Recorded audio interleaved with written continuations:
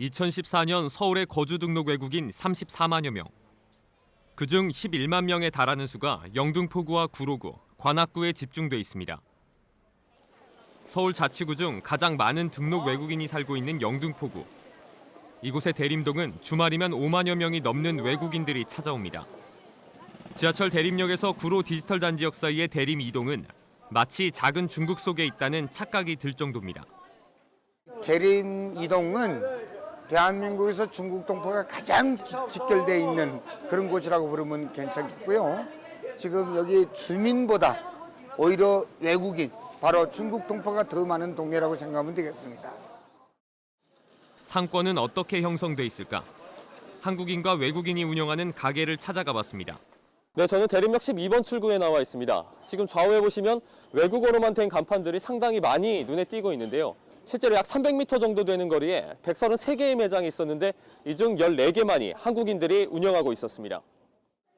이곳에 거주하는 외국인에 대해 어떻게 생각하고 있는지 시민과 경찰에 물었습니다. 일주일이 멀다 하고 큰 사건이 많이 나거든요. 경찰들이 무서워가지고 진압하기 힘들고 시민들이 그 옆에 가기가 접근하기가 우리는 피하고 있습니다, 사실. 애로사항이 많습니다. 문화적인 차이로 인한 건지는 모르겠는데 무단횡단이라든가 경범죄, 담배꽁초 투기 등등 이런 기초적인 사범을 많이 이게 범죄라고 인식을 못 하셔가지고 아주 무질서가 조금 많다고 이렇게 체감을 하고 있습니다. 그렇다면 실제로 외국인 범죄율이 내국인에 비해 심각한 상황일까? 2013년 전국 외국인 범죄율은 100명당 1.59명, 내국인 3.42명에 비해 절반에도 미치지 못했습니다. 강력범죄를 저질러 언론에 소개되고 나는 외국인은 일부 미등록 외국인으로 대다수 등록 외국인과는 차이가 있습니다.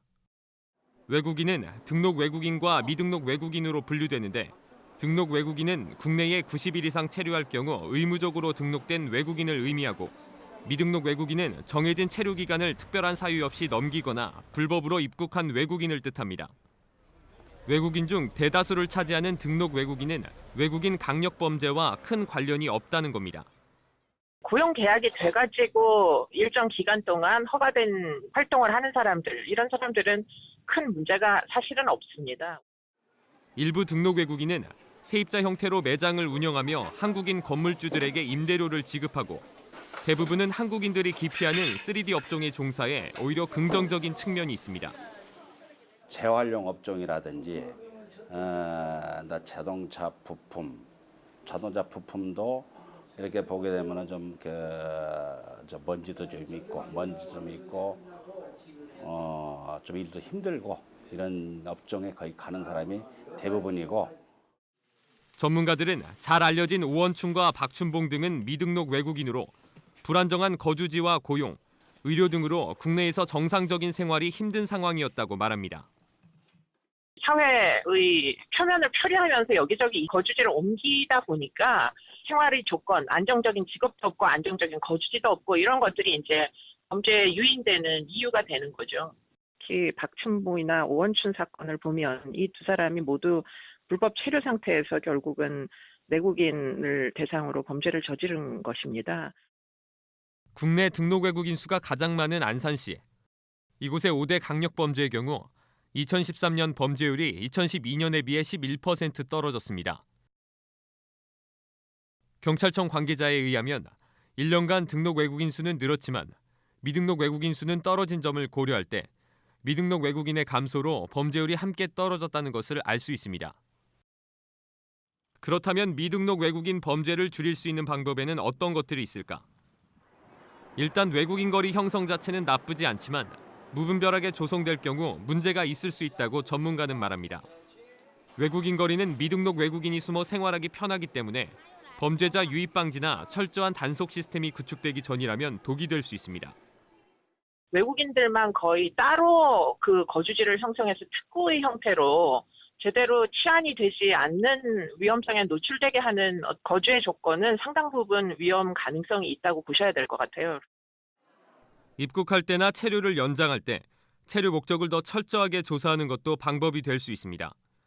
실제 체류 외국인과 관련된 치안 정책은 유입된 외국인 수뿐만 아니라 입국 시 조사된 그들의 목적과도 관련이 있기 때문입니다. 법무부는 최근 불법 체류자가 되지 않고 정해진 체류 기간을 넘길 수 있는 각종 사기 수법이 극성을 부려 단속 인력 확보에 집중하고 있다고 전했습니다. 국내에서 취업을 목적으로 하는데 취업 비자를 얻을 수 없는 경우에는 위장 결혼을 하는 경우도 있습니다. 그리고 국내에서 취업 기간이 만료돼 가지고 국내에서 출국해야 되는 경우에도 국내 체류 기간을 연장하기 위해서 그 한국인을 상대로 허위 소송을 제기한다거나 아니면 허위로 난민 신청을 한다거나. 최근 정부는 미등록 외국인 단속을 위한 수도권 광역 단속팀을 설치하고 경우에 따라 1,000만 원 이하의 벌금 부과나 강제 퇴거 등 강경한 대응을 취하겠다는 계획을 밝혔습니다. 단속 등에 적발돼 본국이나 제3국으로 쫓겨나면 한국으로 들어오는 비자를 다시 받기 힘들기 때문에 강제 퇴거는 외국인이 가장 두려워하는 처벌 중 하나입니다. 비자를 주지 않는다면 그 사람 제일 무서워하는 게 그거예요.